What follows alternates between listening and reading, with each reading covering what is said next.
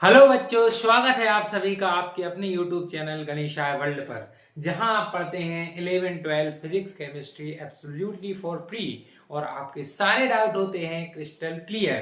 तो चलिए अपन शुरू करते हैं आज का अपना फिजिक्स का टॉपिक। आज का हमारा क्या टॉपिक होने वाला है? कूलाम का नियम। तो कूलाम का नियम क्या है? पहली बात तो ये आपकी परीक्षा की दृष्टि से बहुत ज्यादा इंपॉर्टेंट है और आगे जो डेरिवेशन आएंगे, इसके बाद जो फिजिक्स में डेरिवेशन आएंगे उनके लिए भी कूलाम का नियम बहुत ही ज्यादा इंपॉर्टेंट है। इसीलिए इसको हमें बहुत ही ध्यान से समझना है। तो चलिए शुरू करते हैं। क्या कहता है कूलाम का नियम? तो पहले अपन समझते हैं, फिर उसके बारे में अपन लिख लेंगे। कूलाम का नियम कहता है कि किन्हीं भी दो बिंदु आवेश, कैसे आवेश? किन्हीं भी दो बिंदु आवेश। अब भाई या तो दोनों कैसे हो सकते हैं? धनात्मक हो सकते हैं, मतलब या तो दोनों समान आवेश वाले हो सकते हैं, या दोनों कैसे हो सकते हैं? या दोनों विपरीत आवेश वाले हो सकते हैं।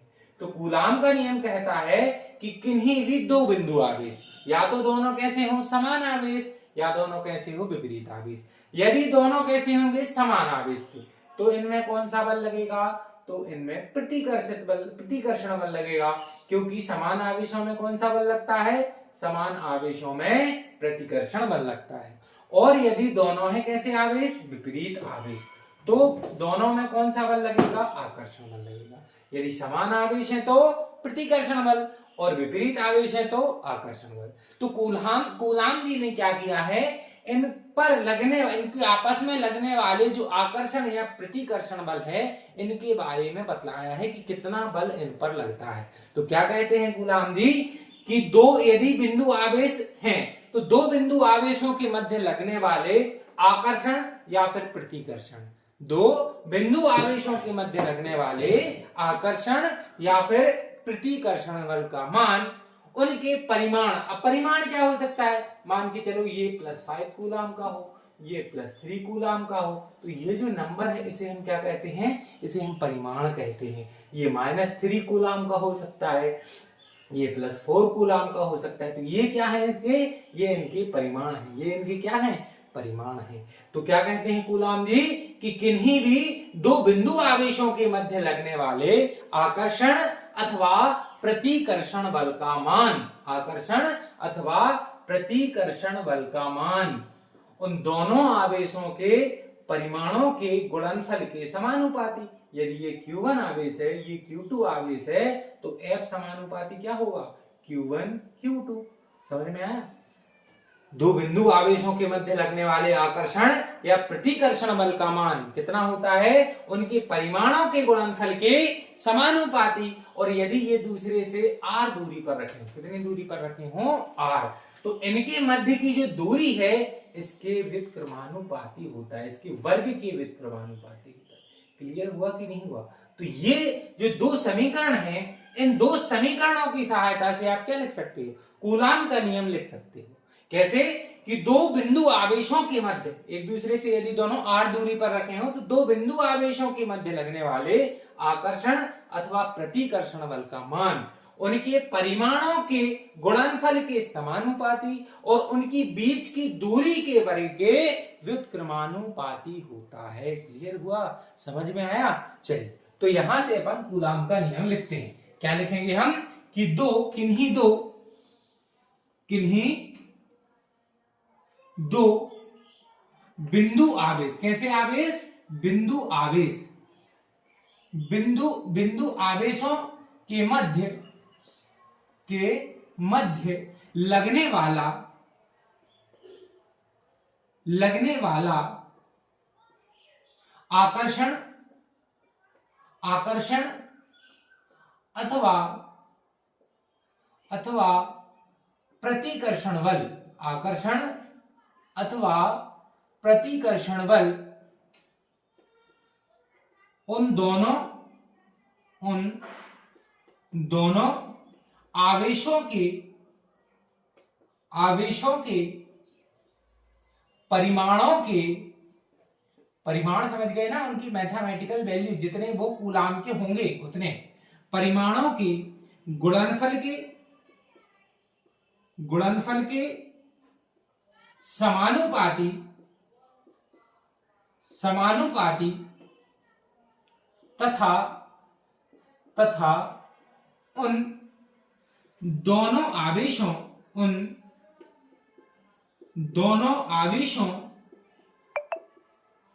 के बीच की दूरी के बीच की दूरी के व्युत्क्रमानुपाती होता है। व्युत्क्रमानुपाती होता है। इतना सिंपल सा है। अच्छा, इसको देख के आपको किसी नियम की याद आई होगी। 9th में भी पढ़ा, 11th में भी पढ़ा। कौन सा बल? गुरुत्वाकर्षण बल। गुरुत्वाकर्षण बल भी क्या कहता है? गुरुत्वाकर्षण बल भी दो पिंडों के मध्य लगने वाला गुरुत्वाकर्षण बल क्या होता है? दो पिंडों के मध्य लगने वाला गुरुत्वाकर्षण उन पिंड के द्रव्यमान के समानुपाती और बीच की दूरी के व्युत्क्रमानुपाती होता है। बिल्कुल आप देखोगे तो सेम ही आपका क्या है? बिल्कुल सेम आपका ये कूलाम का नियम है। यदि आपको न्यूटन का गुरुत्वाकर्षण का नियम याद होगा तो बिल्कुल उससे रिलेट आप कर पा रहे होगे कि सेम वैसा ही क्या है, वैसा ही हमारा कूलाम का नियम भी है ना? बिल्कुल सेम है। अब यदि हम देखें, यदि हम इन दोनों समीकरणों को एक साथ लिखें तो F बराबर क्या आ जाएगा? F समानुपाती आ जाएगा Q1 Q2 अपॉन में R square. Q1 Q2 upon में R स्क्वायर। हम इसके व्यंजक को विस्तृत रूप से समझते हैं। तो इसका व्यंजक क्या है कि हमने देखा कि Q1 और Q2 कौन कौन से? Q1 और Q2 परिमाण के क्या रखे हैं? दो बिंदु आवेश रखे हुए हैं। Q1 और Q2 परिमाण के दो बिंदु आवेश रखे हुए। कितनी दूरी पर रखे हैं? एक दूसरे से R दूरी पर रखे हैं। कितनी दूरी पर रखे हैं? R दूरी। तो Q1 व Q2 दो बिंदु आवेश हैं जिन्हें एक दूसरे से R दूरी पर रखा गया है। अब आप जानते हैं यदि इनमें ये समान आवेश होगा तो इनमें क्या होगा? प्रतिकर्षण। और यदि विपरीत आवेश होगा तो इनमें क्या होगा? आकर्षण। तो इनके मध्य लगने वाले आकर्षण या प्रतिकर्षण बल का मान जो है वो इस नियम के अनुसार कितना होने वाला है? वो इस नियमानुसार कितना होने वाला है? ये हमने अभी देखा। क्या देखा? कि ये जो बल है ये समानुपाती होगा उन दोनों के परिमाणों के गुणनफल की। होगा कि नहीं होगा? तो ये जो लगने वाला आकर्षण या प्रतिकर्षण बल है ये क्या होगा? इन दोनों के परिमाण, कितना परिमाण है? Q1 और Q2। तो इन दोनों के परिमाणों के गुणनफल की क्या होगा? समानुपाती होगा। तथा दूसरा कथन क्या कहा कूलाम जी ने कि इन दोनों के बीच की दूरी कितनी है? इन दोनों के बीच की दूरी R। तो इन दोनों के जो बीच की दूरी है उसके वर्ग के क्या होगा? इन दोनों के बीच की दूरी के वर्ग के क्या होगा? व्युत्क्रमानुपाती होता है। और इन दोनों आवेशों के बीच की दूरी कितनी है? R है। तो यदि हम देखें समीकरण 1 व समीकरण 2 से, यदि हम देखें समीकरण 1 व समीकरण 2 से तो आपको दिख रहा होगा कि F यहां भी है और F यहां भी है। तो ये क्या हो जाएंगे? ये मर्ज हो जाएंगे और F समानुपाती आ जाएगा Q1 Q2 अपॉन में R स्क्वायर। कि यहां तक आपको समझ में आया? कुछ नहीं, जो हमने कथन में लिखा था उसका हमने गणितीय रूप लिखा है कि परिमाणों के गुणनफल के क्या होगा? बल समानुपाती और बीच की दूरी के क्या होगा? व्युत्क्रमानुपाती।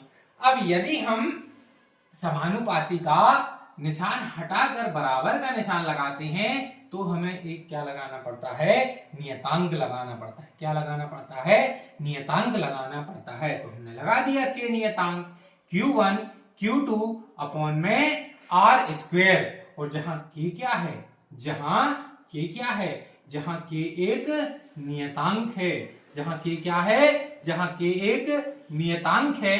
और इसका मान क्या होता है? के का मान होता है 1/4 पाई एप्सिलॉन नॉट। क्या होता है? 1/4 पाई एप्सिलॉन नॉट। तो हम यहां यदि के का मान पुट करें तो F इज इक्वल टू आ जाएगा 1/4 pi epsilon naught Q1 Q2 upon में R स्क्वायर।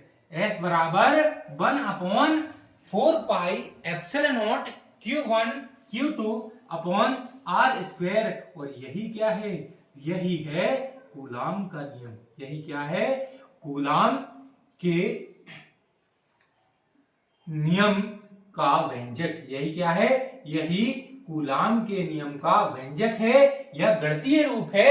F बराबर 1/4 pi epsilon naught Q1 Q2 upon R square. अब यदि आपको 4 नंबर में आएगा, यदि आपको 2 नंबर में आता है तो आप क्या करोगे? तो आप सिंपल सी थ्योरी लिख सकते हो। लेकिन यदि आप 3 या 4 नंबर में आपको पूछता है कि कूलाम का नियम लिखिए एवं सिद्ध कीजिए, तो पहले तो हम वो थ्योरी लिखेंगे कि दो बिंदु आवेशों के मध्य लगने वाला आकर्षण एवं प्रतिकर्षण बल का मान उनके परिमाणों के गुणनफल के समानुपाती तथा उनके बीच की दूरी के वर्ग के व्युत्क्रमानुपाती होता है, और उसके बाद हम इसको व्यंजक लिखेंगे और यहां तक हम इसे क्या करेंगे? पूरा सिद्ध करेंगे। यही हमारा अंत में क्या आएगा?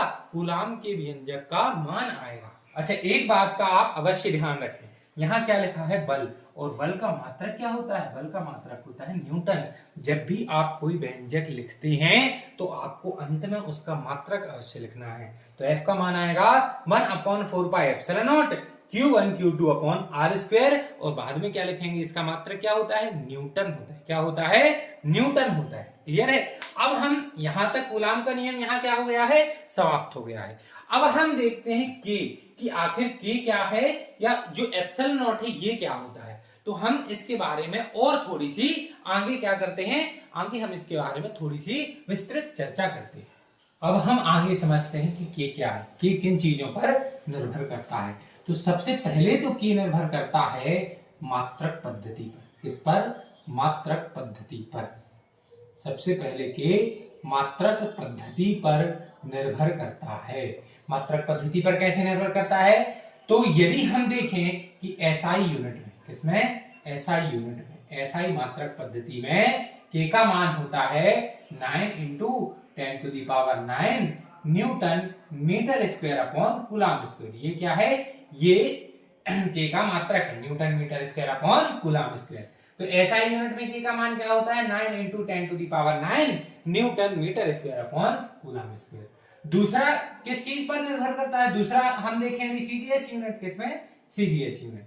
तो सीजीएस यूनिट में के का मान क्या होता है? सीजीएस यूनिट में के का मान 1 निकल के आता है। कितना निकल के आता है? 1। अब यदि हम मात्रक पद्धति के अलावा देखें तो के का मान निर्भर करता है किस पर? माध्यम पर। किस पर निर्भर करता है? माध्यम पर। यदि हम देखें सबसे पहले किसमें? सबसे पहले हम देखें वायु या फिर निर्वात में। किसमें? वायु या निर्वात में। वायु या निर्वात में के का मान होता है 1/4 पाई एप्सिलॉन नॉट। इसको हम क्या पढ़ते हैं? इसको हम पढ़ते हैं एप्सिलॉन नॉट। क्या पढ़ते हैं? Epsilon not. और ये होता क्या है? ये होता है वायु या निर्वात की, वायु या निर्वात की विद्युतशीलता। क्या होता है? वायु या निर्वात की विद्युतशीलता। इसका मतलब क्या है? वायु या निर्वात की विद्युतशीलता। विद्युतशीलता से तात्पर्य है, देखो अब जैसे आप क्या करो, जब आप नॉर्मल एटमॉस्फेयर हमारे वातावरण में चल रहे हो, नॉर्मल हमारे इस वातावरण में चल रहे हो, साधारण जहां पर गैसें हैं, यहां पर आपकी चलने की क्षमता कुछ और होगी। यदि आप जाके पानी में दौड़ो तो पानी में आपकी चलने की क्षमता कुछ और होगी। अंतरिक्ष में जाओ तो वहां आपकी एक जगह से दूसरी जगह पर जाने की क्षमता कुछ और होगी। ऐसे ही है एप्सिलॉन नॉट। एप्सिलॉन नॉट भी क्या दर्शाता है कि वायु या निर्वात में जो विद्युत है या जो आवेश है वो कैसे चलेगा, एक जगह से दूसरी जगह पर कैसे जाएगा, वही है वायु या निर्वात की विद्युतशीलता। अब यदि हम बात करें, वायु या निर्वात हो गया। अब यदि हम के देखें कि किसी माध्यम, यदि हम दूसरा क्या देखें, दूसरा देखें किसी माध्यम के लिए के का मान, किसी माध्यम के लिए, किसी माध्यम के लिए के का मान, तो किसी माध्यम के लिए के का मान क्या हो जाएगा? के बराबर 1/4 pi epsilon naught epsilon M. क्या आ जाएगा? Epsilon M.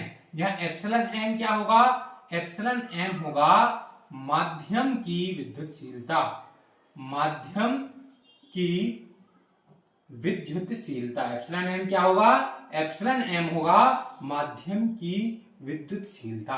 तो इन दो मुख्य चीजों पर के का मान निर्भर करता है, पहला है मात्रक पद्धति पर और दूसरा है माध्यम पर। उम्मीद है कि आपको के का मान समझ में आया होगा, आपको न्यूटन कूलाम जो है उनका नियम भी पूर्णतः समझ में आया होगा। और आज की क्लास आपको कैसी लगी ये आप कमेंट में कर जरूर बताएं। जो भी डाउट रह गया है उसको आप बताएं, हम उसको अवश्य पूरा सॉल्व करेंगे। और पूरा यहाँ तक वीडियो देखने के लिए आपका बहुत बहुत धन्यवाद। ऐसे ही हमारे साथ जुड़े रहें, सहयोग बनाए रहें और जो वीडियो है उसको लाइक और कमेंट जरूर करें। धन्यवाद।